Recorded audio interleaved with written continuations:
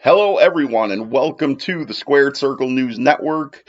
As always, I am your host, Darren Patrick, and as always, I want to thank you so much for joining me here today for this stream. Means a lot to me, more than I could ever put into words, and I appreciate you being here. This is episode number 14, and today is June 26th. And as usual, before I get started, I would want to remind you to hit that subscribe button if you're here watching. Just click it. Why not? Join me on this journey. Click the little thumbs up for the like button. Feel free to leave me comments on anything I talk about here, as I always just request you be respectful about it. And don't forget to hit the little bell icon on your YouTube channel there, so that anytime I upload new content, you will be made aware. And I'm just anxious to get right into this today because, as usual, the WWE is dominating the news pages. Yesterday, once again, the purge of talent and backstage personalities has continued in a big way.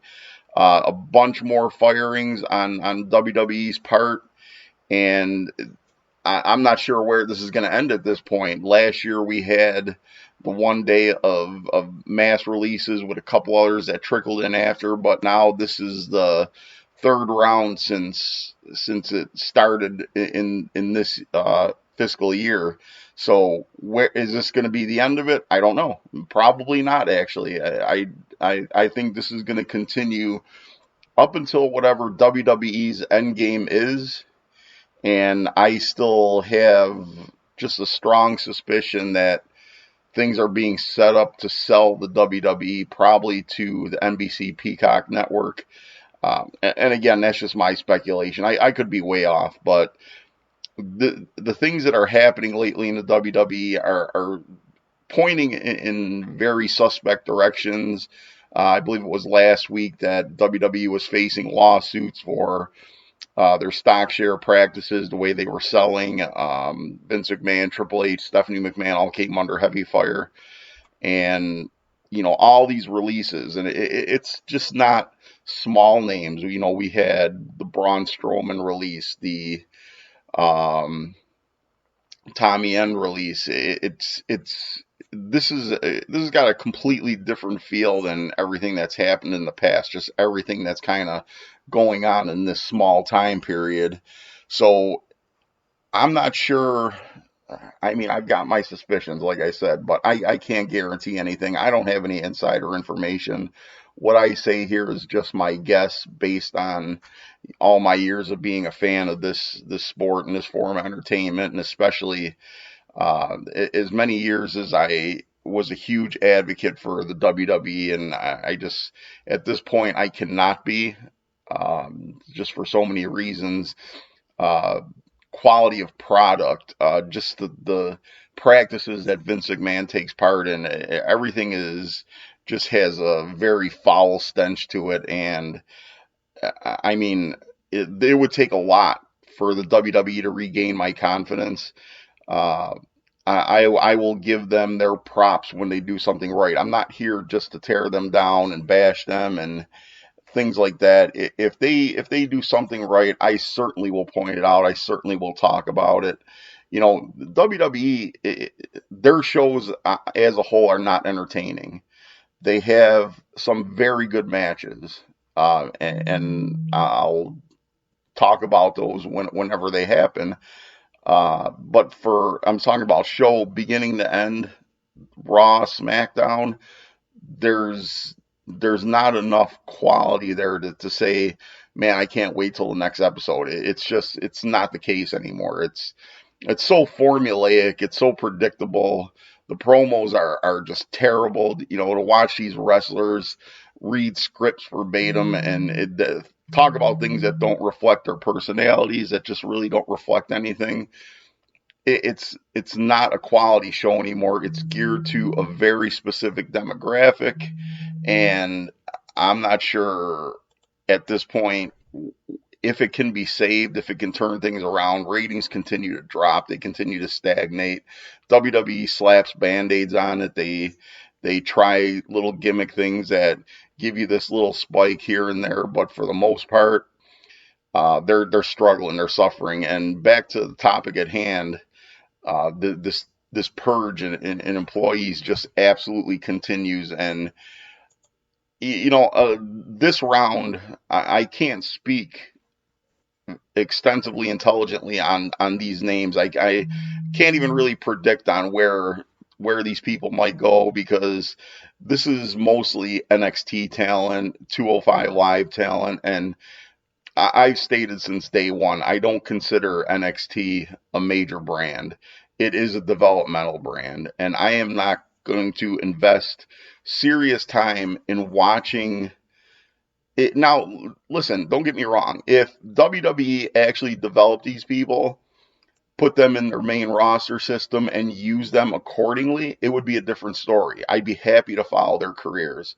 But WWE's history of taking these remarkably talented NXT wrestlers and bring them up to the main roster and crushing them is sad. It's old, and I'm not going to invest time in watching careers getting killed. It's not worth it, and I feel bad for the talent.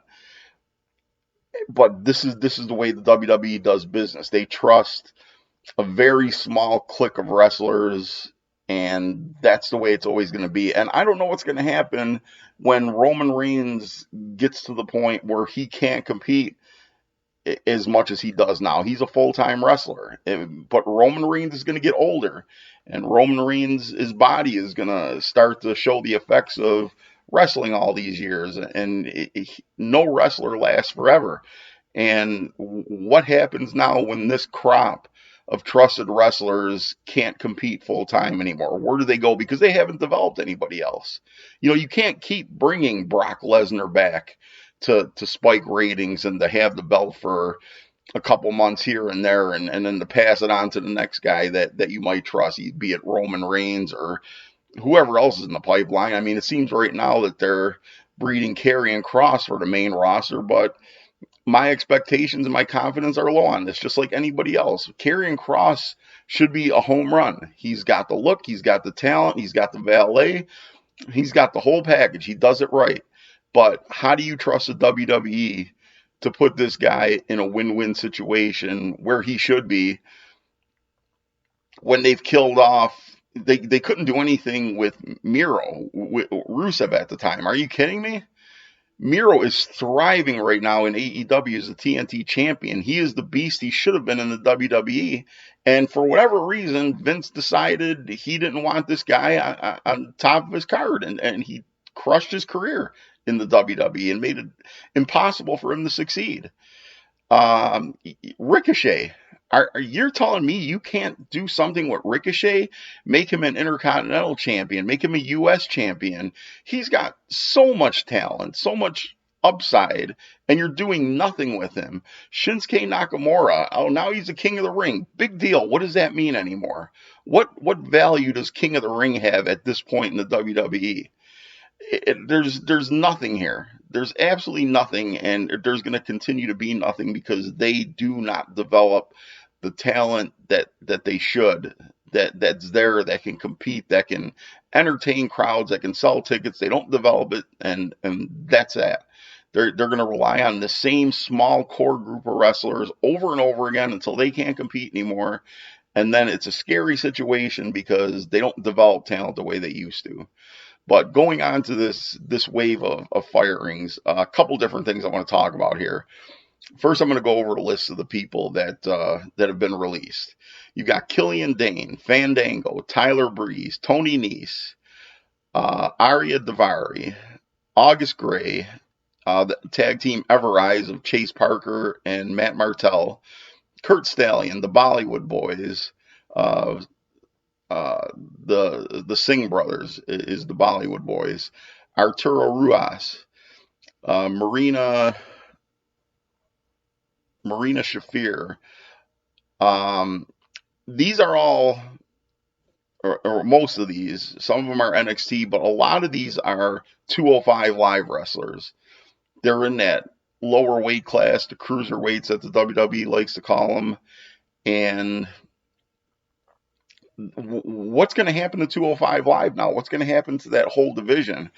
I don't like the cruiserweight division in the WWE. I think that's a mistake because New Japan Pro Wrestling and AEW has proven that you can take a smaller wrestler and they can compete with anybody.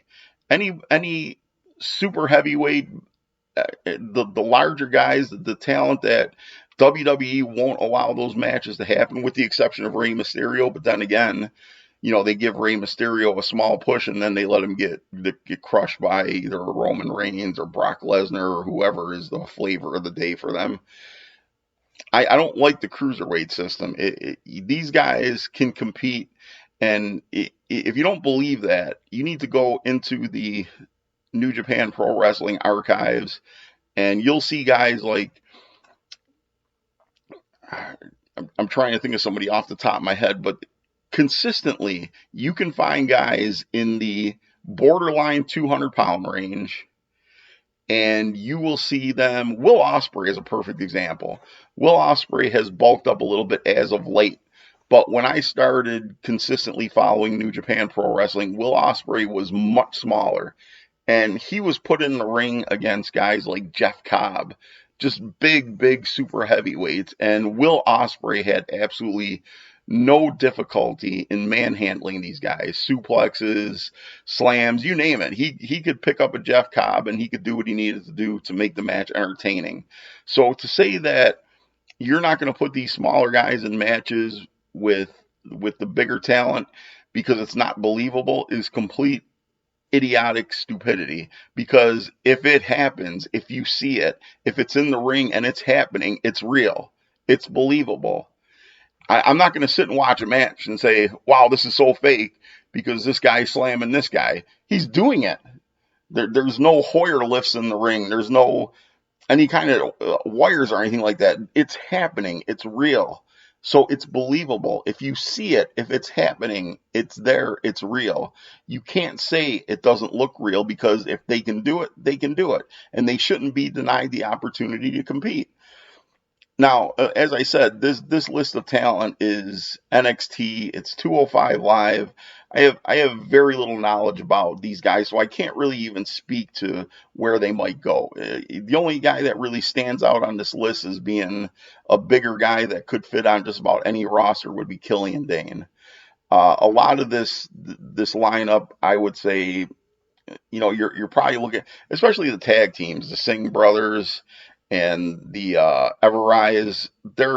They'd probably be tag teams that would fit right in on the Impact roster or Ring of Honor. But there's not a lot of room for these guys on the major the major rosters. You might be able to squeeze a couple of these guys into New Japan. They're talented enough where they could fit in, and New Japan books their matches and their cards and their talent so well that they really make everybody kind of work and fit in whatever situation they put them in. Now, just going a little farther on these firings, Sean Ross Sapp reported that Vince McMahon had very little to any input on these firings. He had claimed that Nick Khan was in charge of the firings, and I got to tell you what, I saw that report and I didn't buy it, because Vince McMahon might have loosened his grip on the reins in very specific areas. I believe he trusts Bruce Pritchard to write a lot of the scripts on Raw or SmackDown, whatever he's in charge of anymore. I'm not even sure what the real story is. He put NXT in the hands of Triple H. But as far as talent, I didn't buy this, because I can't see Vince McMahon, this maniacal attitude that he has, trying to scoop up, gobble up talent, keep them away from other rosters, just trying so hard to monopolize the business again. I didn't buy it. And sure enough, shortly after, someone within the WWE contacted Sean Ross Sapp and said that Nick Khan is in fact not in charge of the firing. So that kind of all came to, the puzzle came together, and they didn't specify who was in charge of the firings, but it's got to be Vince. Who else would do something like this in another record profit year? You're going to take all these people that you've swept out of the market, put on your roster so that they couldn't be a part of any other organization, and now you're going to tell them they don't have a job. It's just absolutely ludicrous, and it's typical Vince McMahon tactics. But again, to go a little further into this now, as far as these firings, WWE hired a new Raw writer just very recently, within probably the last few days. I'm not really sure. But Kenice Mobley was hired by the WWE to write for Raw. And she has, in fact, just as of, I believe, yesterday, been terminated already, because all the things that they told Kenice Mobley when they hired her was one thing, but the one thing that they neglected to tell her was, if you work for WWE, then your life outside of WWE doesn't exist the way you want it to anymore. You have no right to speak. You have no right to talk to anybody, to do interviews, to say the truth, because you will be terminated. And that's exactly what happened. And Kenice Mobley was on the Asian Not Asian podcast, and this is a transcript of what she had said during her interview, and I'm going to read this verbatim. Yes, I have just been hired by WWE. Given the things that you know about me in my entire life and what I'm into, yes, that's surprising. Yes, also a surprise for me. They did not require me to know anything about wrestling, but I do have a background in film production and comedy writing. And they're like, perfect, come on in. So I am on the Monday Night Raw team, she added. So there's Monday Night Raw and Friday Night SmackDown. And the people that I know on it are Bobby. His name is either Bobby Ashley or Bobby Lashley. And I really should know that. He's like this giant black guy, and he and the people who are part of his crew, I know that they call, or at least as of last year, they called themselves the Hurt Business. The Hurt Business. They wear suits and they're like, we're cool. So here you go. Kenice Mobley. No background in wrestling, no knowledge of wrestling, and WWE is completely okay with that. They tell her, that's fine. You don't know anything about the wrestling business? No problem. But then, how are you supposed to be successful? How are you supposed to thrive in this kind of job, in this kind of career? I would be understanding, okay with, if they told her, it's fine if you don't know anything about all our current storylines or all the history of our characters, and bring a fresh spin on some new storylines and freshen these guys up and give them the opportunity to thrive. That's not the case. The WWE, I'm not even sure why they have a writing team, because they've got this extensive team of writers. They spend hours upon hours upon hours, just ridiculous hours, writing scripts for these shows, and just to have them all shot down. It's insane. And then you're going to take somebody and tell them, hey, you don't need any knowledge of the business. They didn't take the time to take her around and introduce her to these wrestlers, to get her a feel for the characters and who they are and what should be written for them and what's believable. They did none of this. They just stuck her out there.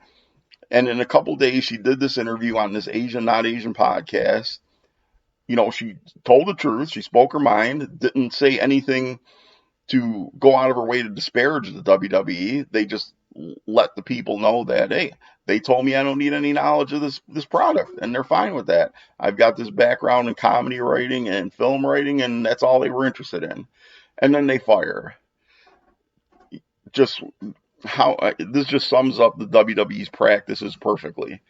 And how can you respect a company like this? They cut short careers before they even get started, and now we're just in a now we're in a holding period. We're in a waiting period where we're just going to have to wait and see what goes on with this product from this point on.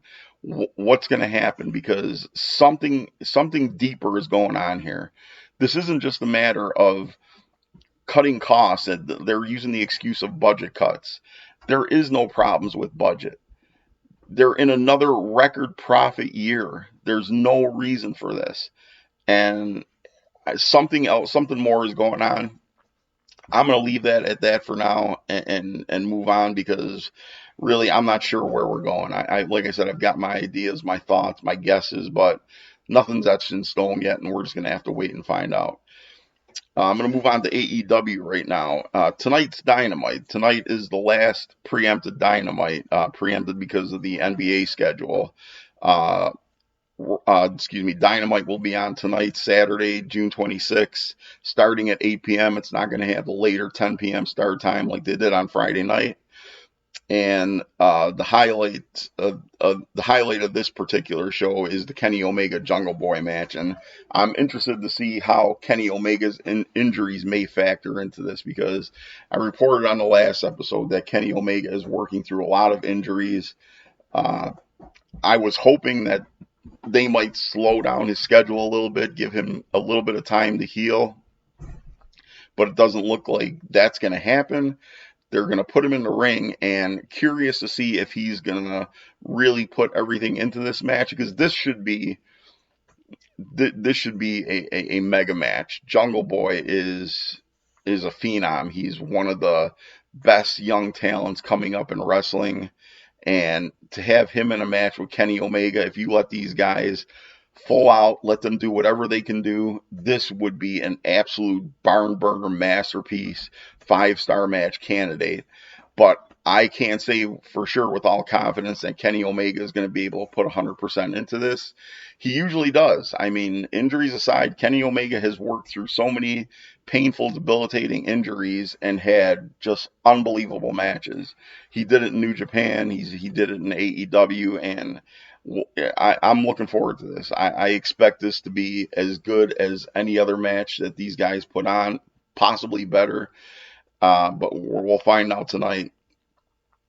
Coming up on this coming Wednesday, it's going to be the first back to Wednesday night Dynamite starting at 8 p.m. on TNT.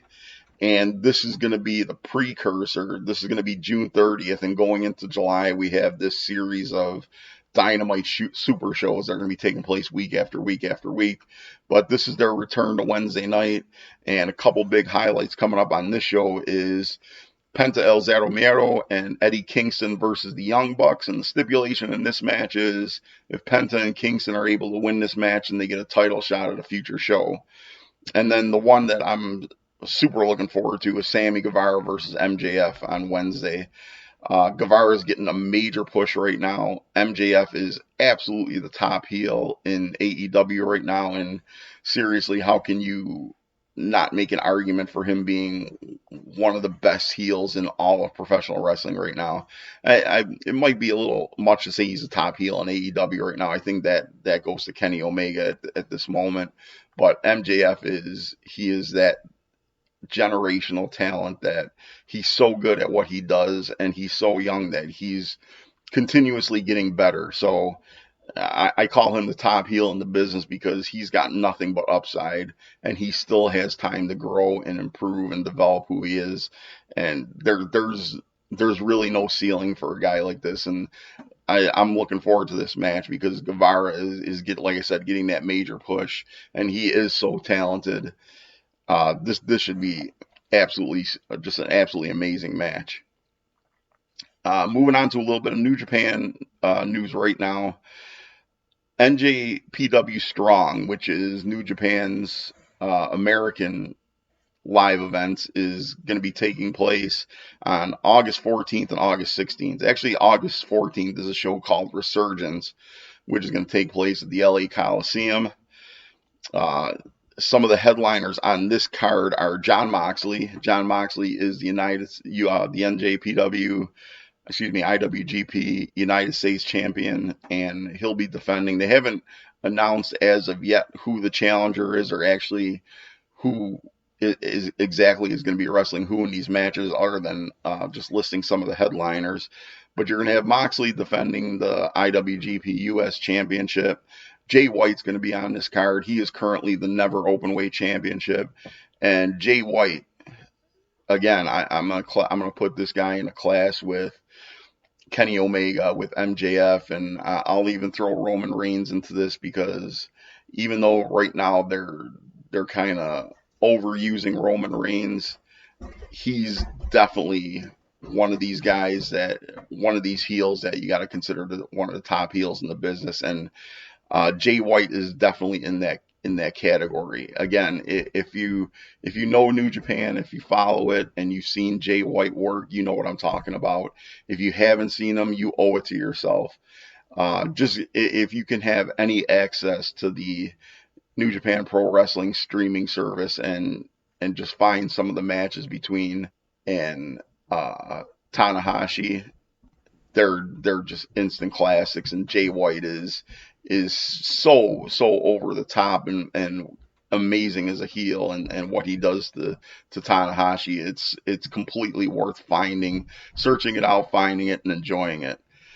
Also on this resurgence crowd, the Good Brothers, Carl Anderson and Luke Gallows, make their return to New Japan Pro Wrestling. And this for me is completely underwhelming and undeserved for these guys, because I've talked about it before, and they've taken the WWE payoff when they could have had just career changing circumstances in AEW and in New Japan Pro Wrestling. They had the opportunity to join AEW at launch, to reform some of the original Bullet Club. The plan was to have AJ Styles, the Good Brothers, Kenny Omega, the Bucks, to bring back that original Bullet Club magic.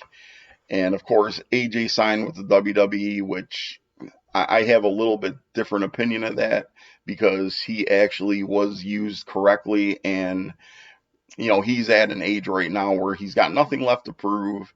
He doesn't have to sign with anybody to bring attention to himself. He's accomplished everything. He's been a world championship in multiple organizations. He's respected as one of the best wrestlers in the history of wrestling. And right now he's just in a comfortable position where he can collect a paycheck and work a limited schedule. So I can't really bash AJ Styles at all. And I'm not going to say I can't bash him at all, because everything worked out for him. Whether or not I agree with the quality of the WWE product, AJ did what was right for him and his family. He got a good deal. He didn't have to kill himself, and he's in a very comfortable position right now. But the Good Brothers, they signed with the WWE because they wanted the big paycheck. They wanted the job security. They didn't believe in AEW when they were launching. They had the opportunity to sign at launch. They thought that AEW was going to fail. They didn't trust it. They didn't trust that they'd have a consistent income. They had a chance to go back to New Japan. New Japan was willing to re-sign them. They didn't want to do that. They thought that they were going to have it made in the WWE because they had AJ Styles as an advocate, and they thought they could rely on their name recognition. And the WWE cut them loose, let them go, and they had no choice but to sign with Impact. Good for you guys. I hope you enjoyed your Impact run. But now, fortune favors guys like this for some reason, and they've gotten back in the good graces of the Bucks and Kenny Omega, and they've been working this cross promotion with AEW. I'm sure Tony Khan is paying them fairly well for that, and now they're making their return to New Japan Pro Wrestling. So it just falls right in their laps, and it's undeserving. And I don't wish failure or bad on anybody, but I don't see them deserving anything more than finishing their career with Impact or with Ring of Honor, because they turned their back on everybody else when they had an opportunity to make something magical in wrestling history. And they turned their back for the money and for the so-called prestige of the WWE, and then they got kicked in the ass, and now all of a sudden they need everybody else when nobody else really needs them. But they're getting welcomed back into the fold, and so be it. It is what it is. So that resurgence show is going to take place on August 14th. August 16th in the Thunder Studio in